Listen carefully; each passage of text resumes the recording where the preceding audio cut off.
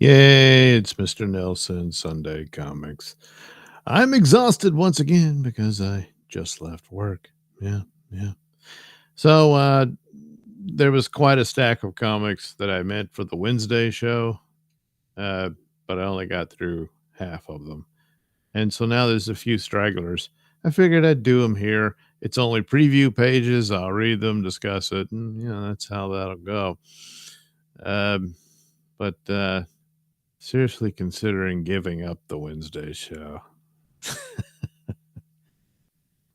But anyway, I'll go ahead and do this. Oh, I already had it set up and then I turned it off. What an idiot. All right. But again, I'm exhausted. Okay, here we are. We'll start off with Absolute Batman number 3.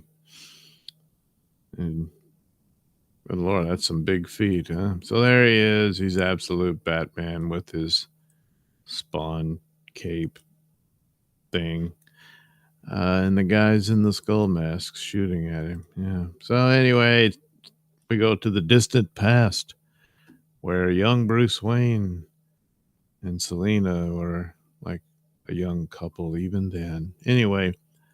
Will you slow down? No, you want your genius medal back? Keep up. She's already dressing up like a cat.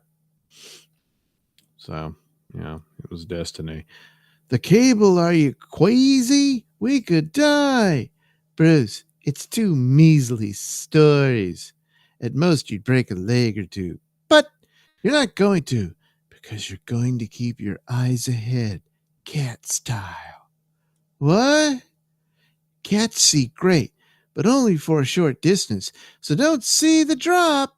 Don't see anything at all past this ledge right here. Got it? Well, so it's the old thing. Just don't look down and you'll be fine.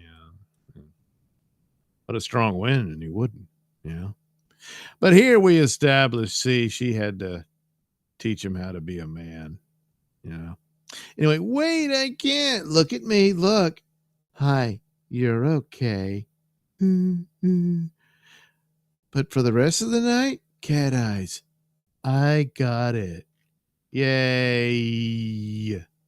So anyway, another look back at the scene where his father died, and that looks like Jim Gordon is carrying him away from the horrific scene at the zoo. There you go. There's a lion looking, saying, look at that. So we're back with Alfred and Batman inside Batman's giant dump truck Batmobile. Even though he's not the billionaire he used to be, he's able to, well, in his spare time, stealing parts from work, I guess. Constructed that. Nobody noticed. Anyway, I've spent more than 4 decades cultivating a life of stealth. What the? I have over 20 passports, twice as many identities. I pride myself on being no one. The vague shape of a man sitting across from you on the train. An outline, a charcoal sketch. 40 years of creating a life in the shadows, all to find myself driving down Broadway on the hood of a giant bat-themed dump truck. And it suddenly occurs to me, I may actually hate Batman. What the hell are you doing? You can't just plow straight through the city. They'll overtake us in no time. Then you'd better talk fast. I gave you 30 seconds to make your case. It starts now. Woohoo! Rat-a-tat-tat, or ta-ta-ta-ta-ta-ta-ta-ta-ta-ta, ping. In my field, there are rumors of a man called the Black Mask. Torch them! Ta-ta-ta-ta-ta-ta-ta-ta-ta-ta. He's the leader of a secret paramilitary group that serves some of the most powerful people on the planet, destabilizing local governments, violent disruption. I believe that Roman Sionis, the leader of the party animals, may be the Black Mask. Were the masks kind of a clue? Yeah. Boom. Whoops. Boom. Bloody hell. 25 seconds. I hate to break it to you, but we're not going to last 5 damn seconds. We need to abandon this thing and find a vehicle that can go fast. I'll pretend you didn't say that. And he pushes the button, I guess. And then there's a sudden screech of hydraulics, the rumble of 600 tons of steel shifting on its chassis. The roof almost takes off my head. But all I can think is... And that's it. That's all you get. Oh, by the way, this is Mr. Nailsin Sunday Comics. Batman and New Gods. Well, don't worry. They make it okay. But I won't spoil the rest. Absolute Batman is the biggest seller of the Absolute line, but I'm just not that impressed with it.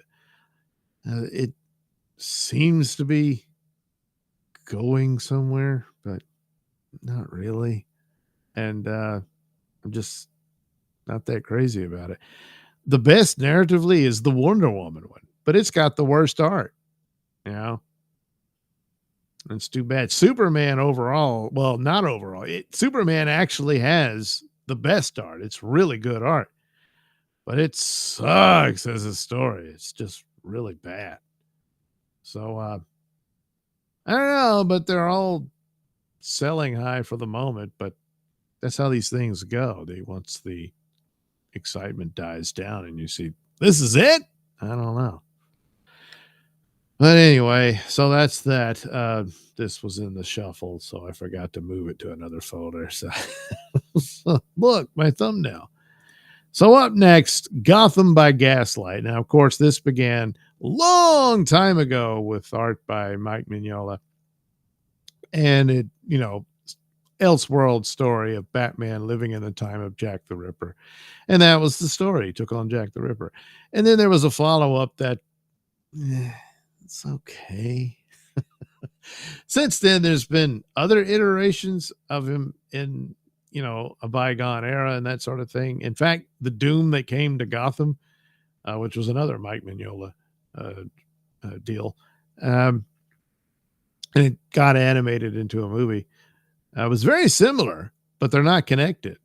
But the Kryptonian Age has some similarities to that. But ultimately, it should have been like Justice League by Gaslight. They just keep slapping on the title of a popular, story before. And even though it's the same character in that era and all of that, it's beyond even Batman. I mean, he's like the main recurring character here and investigating what's going on. But it's Justice League by Gaslight or Justice Society, I guess, since Alan Scott is their Green Lantern. So anyway, basically we get an introduction to a particular Batman character here. Rub al-Khali, the Empty Quarter, Arabia. We tracked the spy from the port of Jazan, my sheikh. In a humble tea house in Wadi ad-Wazir, he spoke brazenly of matters that should only be whispered. He spoke of the demon and the sleeper. And you saw fit to escort this spy to the gates of our hidden redoubt? My lord, he spun a golden web of words which I felt you may wish to hear. Fool! The trickster has clouded your mind, made you his servant, and you have led him to the very quarry he seeks, to me. I wouldn't be too hard on him. I sort of got the gift of gab. John Constantine, flatterer, deceiver, peddler of petty politics, the laughing magician. Bloody hell, you've heard of me. I know more of your line than you know of yourself, Englishman. Why should I not simply open your throat? 'Cause you've got a sharp eye and a keen mind. Admit it, I've got your curiosity piqued. My patience tested also. Still, if you truly believed I was Queen Victoria's man, you'd have killed me before I got off the boat. So an avowed turncoat begs my trust.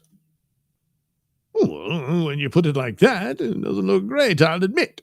But I've come a long way to find you, and it wasn't an easy play. I had to pull in a few favors, and frankly, nearly had my throat cut more times than seems strictly necessary.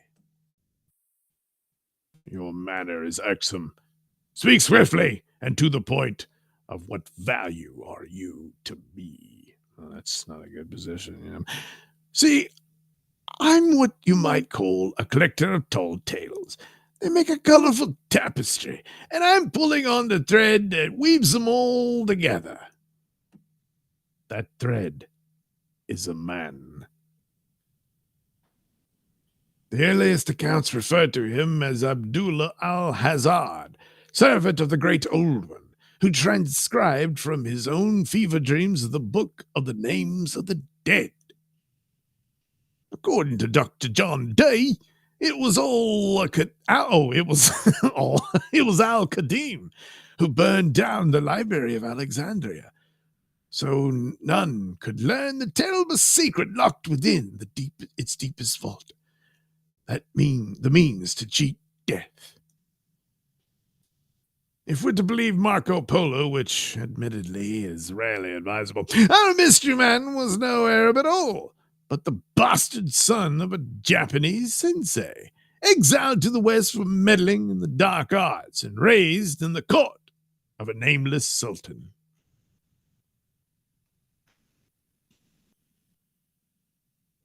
To the Naziris of Alamat, he was Hassan Sabah. I'm probably breaking all that crap. Anyway, the old man of the mountains, founder of a legendary league of Persian assassins.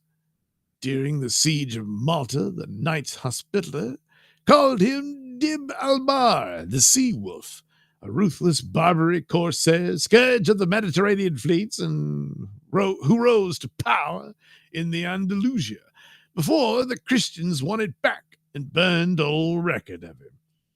They say he fled to the Deadlands at the heart of Arabia, there to stand guard over the fountain of youth. Oops. Others claim he never left or died and was reborn.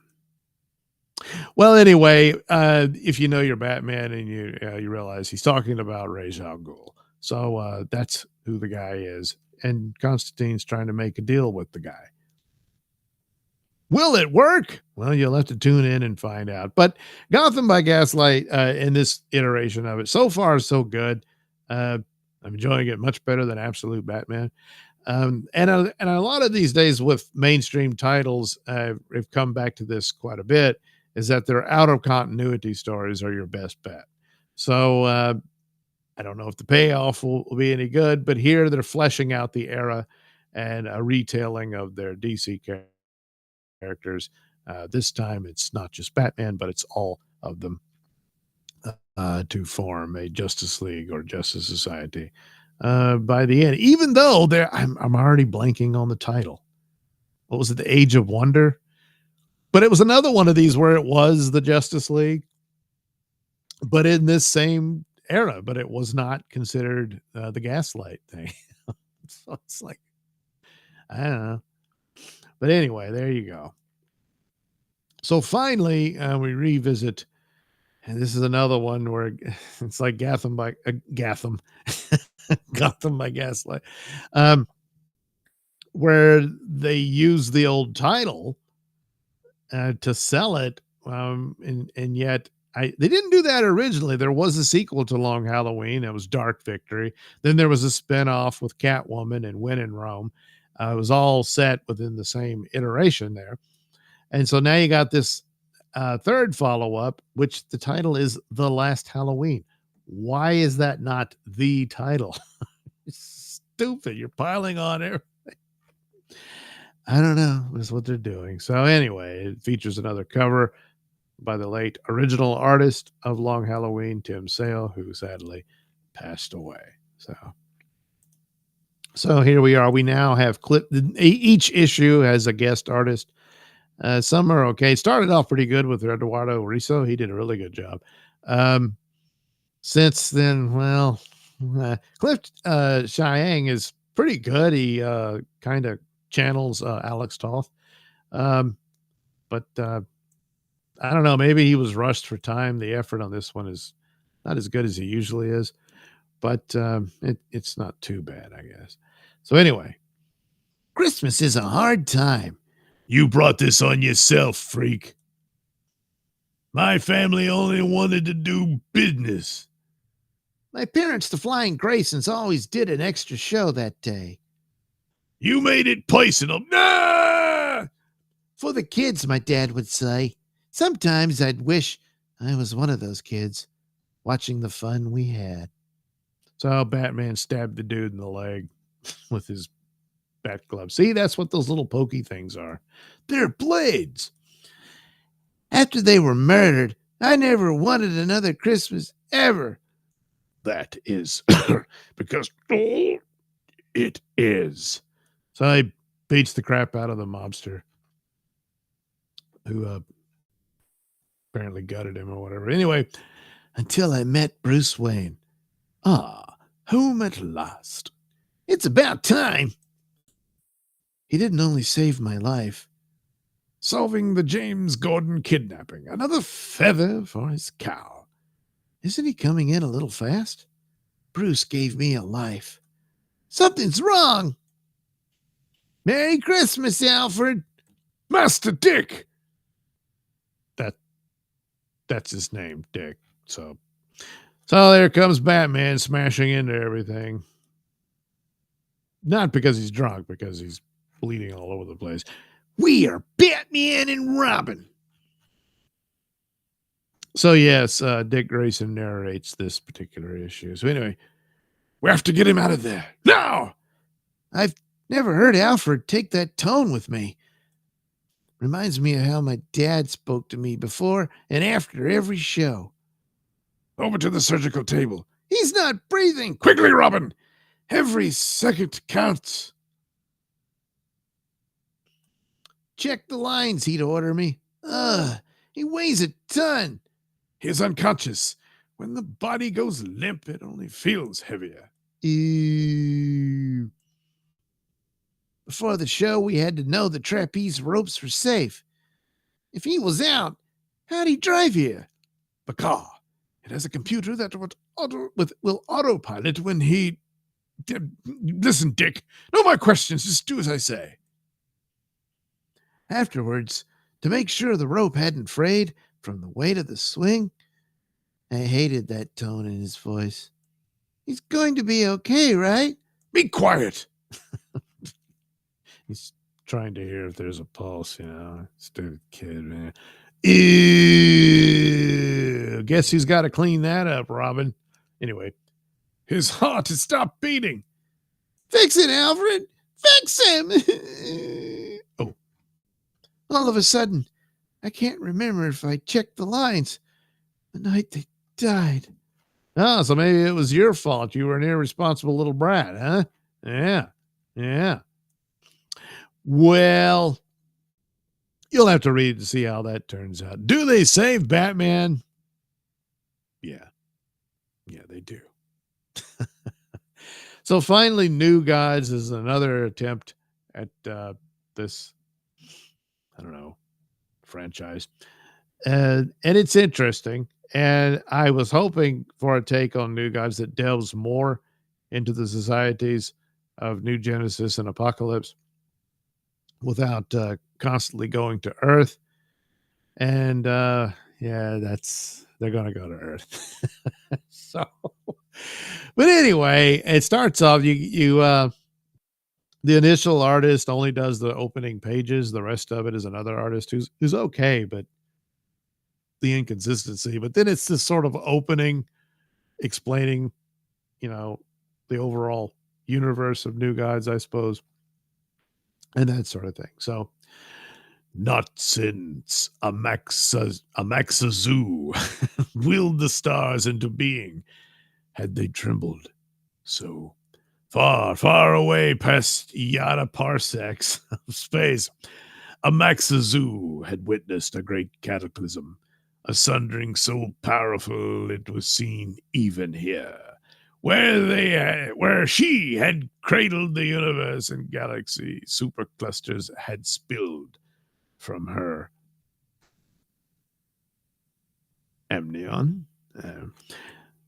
I like her amniotic. Anyway, there's Darkseid, who's supposedly dead now. He isn't. He's in the absolute universe. Yeah, no wonder he's upset. Anyway, the great being knew at last that her time had come. She kissed goodbye her favorite star. So I guess that's her. Poof. One last supernova before she stilled herself and allowed her end to bloom. Looks pretty rotten to me, but, whatever. Desolation flowered, and her unfulfilled dreams drifted out past nebulas and newborn galaxies full of ancient worlds, where life forms and civilizations blinked in and out of existence.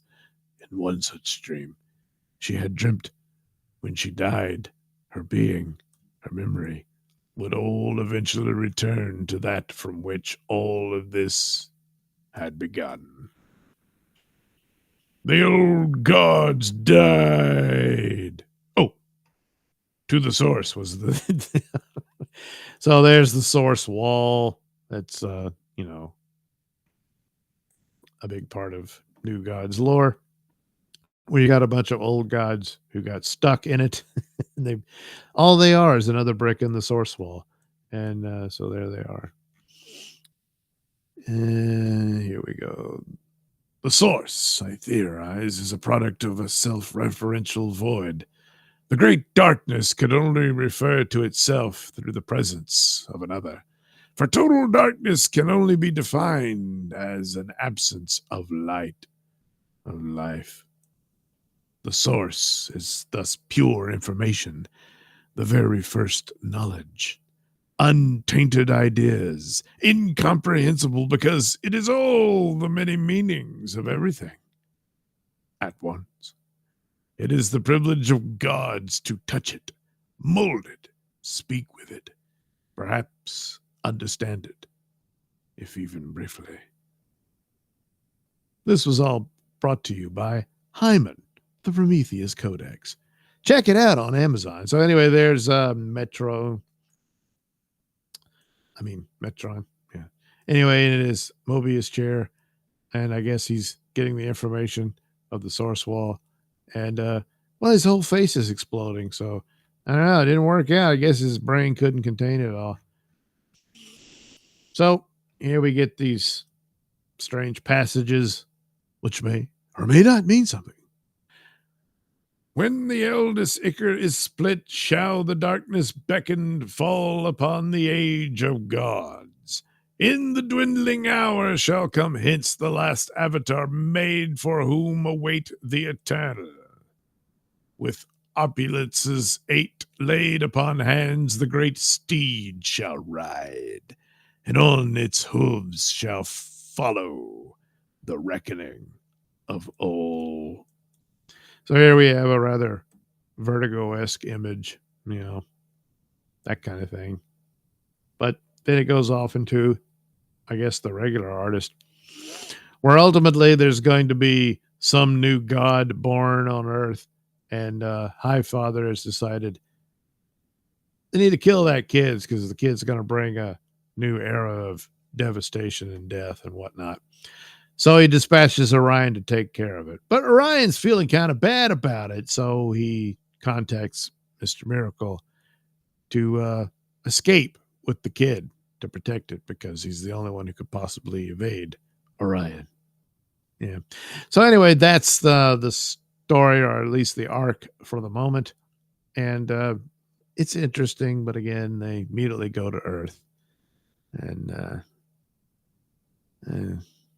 not crazy about that, but it is established that's how this thing began. Orion went immediately to Earth. And of course, the idea back then was the Earth supposed to hold the answer to the anti-life equation.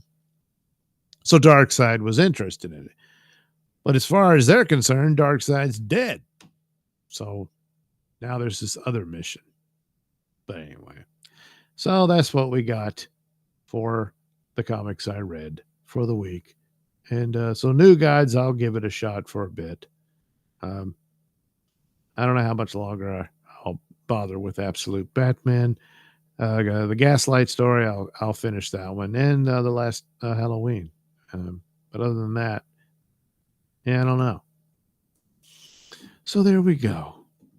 Batman and New Gods. Isn't that nice? So anyway, A. Thompson, are you talking to yourself again, Doug? Yes, I am, except talking to you right now. But you see, these comic book video streamer, I don't know, maybe someone will come in and watch it, but nobody's watching, so it doesn't matter. So anyway, I got it done. I didn't have time to tape it beforehand. So there we go.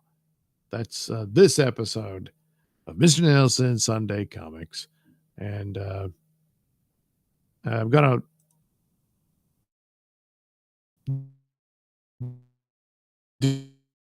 do a public domain one isn't up. Good Lord. There we go. Let me go. Oh, there we go. There. You can't see what I'm doing, but I'm just going to narrate it anyway. There. Won't let me get to my ending theme song thing. That's important. No, really. Anyway, thanks for showing up. I'll do something else next time. Have a good rest of your day.